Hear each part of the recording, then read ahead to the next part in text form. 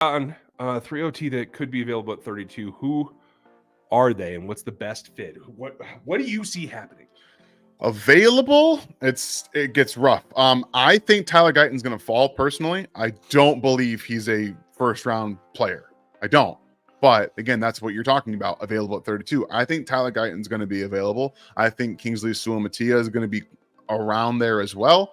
And a guy like Jordan Morgan, who also I think is going to be falling probably into day 2. I think those 3 guys realistically should be available. Now, I think that the guy that makes the most sense, because he, one, plays both sides, plays in a zone-heavy scheme at BYU, is Kingsley Suamatia. But I think the guy that has maybe the most pass rush or the most pass protection right now is Tyler Guyton.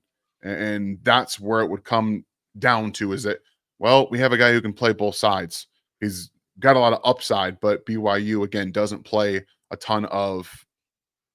I know they're in a Power 5 school, but they don't play a ton of big name teams with really good pass rushers and stuff like that. So I'm personally, I lean Kingsley. I think the Chiefs would probably lean Tyler Guyton.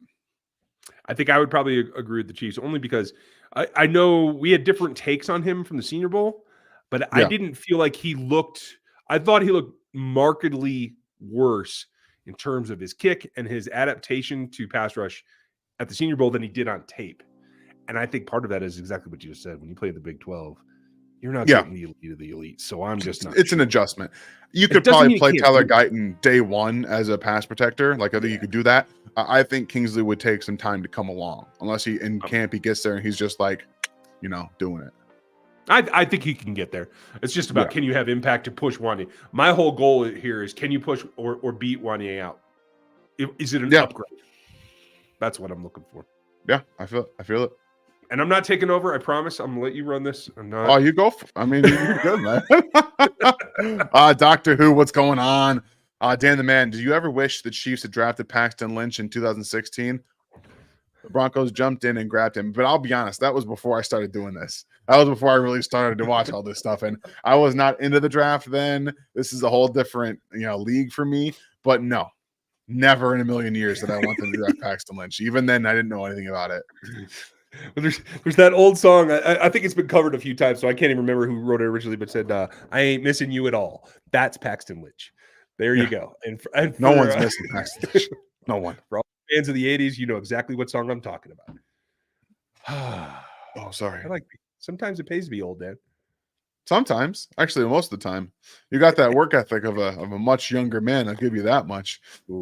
Ben, thank you very much for the super chat. What do you think about the Iowa cornerback Cooper DeJean? I love Cooper. I do think he's more of a off-cover player, a cover 3 type scheme where you can mix in some man match principles, because I think he can carry well. I don't necessarily want him personally playing a ton of press coverage, man coverage, where you have to be able to move guys, follow them around the field. I don't necessarily see that in his game, but he's aggressive. He comes downhill quickly. He's got that click and close ability. And he's probably going to be on like the Colts board. I feel like he's a Colts corner, and they need corner, and it wouldn't surprise me if they took him early. I don't disagree with you on that at all. I will say this. I feel like outside of this particular injury, I feel like he has physicality that he could adapt. He might be a guy that, in my personal feeling, could grow under Merritt and become a better press man guy. That's honestly what McDuffie did. So, and the only reason I mentioned that is because I think 2 guys in particular are going to fall in the first round from where a lot of the analysts have them in the top 15. And that's Mims and DeJean, however I'm supposed to say that. I'm sure you can tell me. Because from what I'm understanding, everybody is glossing over the fact that there are significant medicals there. And I think there's going to be some teams that are scared off by that. I hope so. I would love to see Marius Mims in Kansas City. Give me the guy that might be the best tackle out of this entire group. I'm not man. I don't care that he's a right? I mean, you don't think he can play left, do you? Or am I missing? I do think he can play left. I do think he can play left. Okay. Fair enough. I don't care if they move Juwan. I'm super comfortable with his athleticism. So it doesn't matter to me. Okay. I think you're getting the same player at left that you're getting it right from Juwan Taylor. I got no problems with it. Fair enough. Okay. So, we're getting there. We're getting there. I appreciate the super chat, Ben. Thank you very much. King Jamie, what's going on?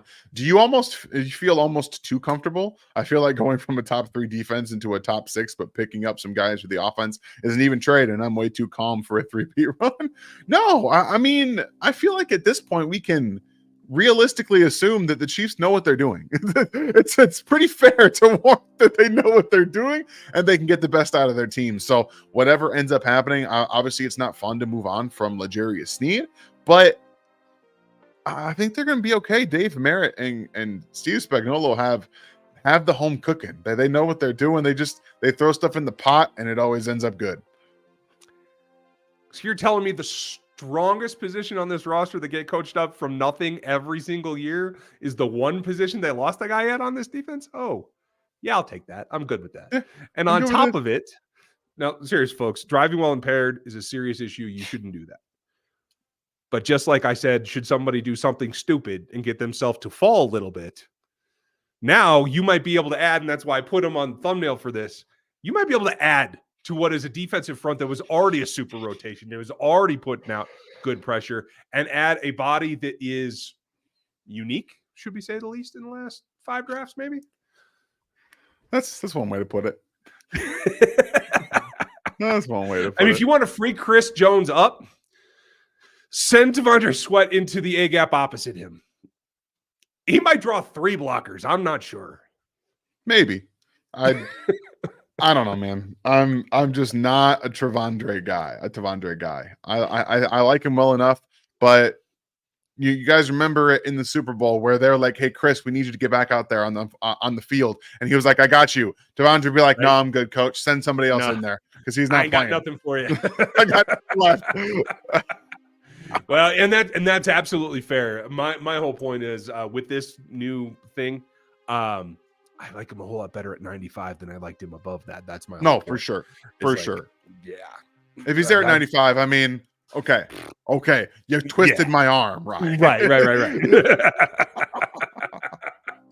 That's what I'm here for.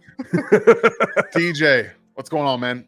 If the Chiefs won a Super Bowl with Wanye, Smith, and Taylor, why not just run it back and focus on other needs, wide receiver, cornerback, and defensive tackle? Also, do you see the Chiefs ever drafting a tackle with below 34-inch arms? Go ahead, Ryan. Let's see what you got to say about this. I mean, we've kind of predicted that they would just run it back with those 3. We're just waiting for Donovan to come into the fold, week before camp, something like that. Don't come to camp, Donovan. We know you're old. We don't need you to do that, but we like you. We do think that could happen. You can maybe draft somebody a developmental later if you don't feel you want to go up or you don't feel that you have the ammo to get to where you want for a tackle in this class. But to your other half, a tackle with 34, I think that's well within the realm of possibility. They get to 33? No. But I think they will draft somebody with 34. I want to say that Fish was 34 and a quarter. So I've got a little bit of evidence in the past that they'll do it. But I mean, you got a guy with 36, they're going to go for that all day long. I think that that 33 is their threshold. I think that if the guy's athletic enough, good technique, then 33 is okay. And that's why I was like shocked when I looked at Dominic Pooney yesterday and he was 33 and 3/8. I'm like, oh, okay. That puts him back on the board for tackle for KC, maybe a little bit. So another player that I think you probably have to spend 64 on him now. Yeah. But if you want to get him. Or trade up in the 3rd. Yeah, that's true. That's a fair point. I don't know. I've come around to the idea that trading back isn't going to make me cry too much either. Because likely I wouldn't be too mad. If they're stuck, they're not going to get a round 1 grade from me or from themselves at 32. So no. They didn't last year. They won't this year. Doctor Who, what's going on? Thank you for the second question here that I've got. Am I the only one who hopes the Chiefs draft Ladd McConkey just so I can shout Ladd McConkey in a fake Irish? I'm not going to do it with a fake Irish. Maybe Ryan. Ladd McConkey going down here. Going down to the front. You can get him. Well, now that you're throwing it out there, Doc. Now that you've thrown it out there, I'm all in. Let's do it. Oh. Just for the lulls, right? Just for the lulls.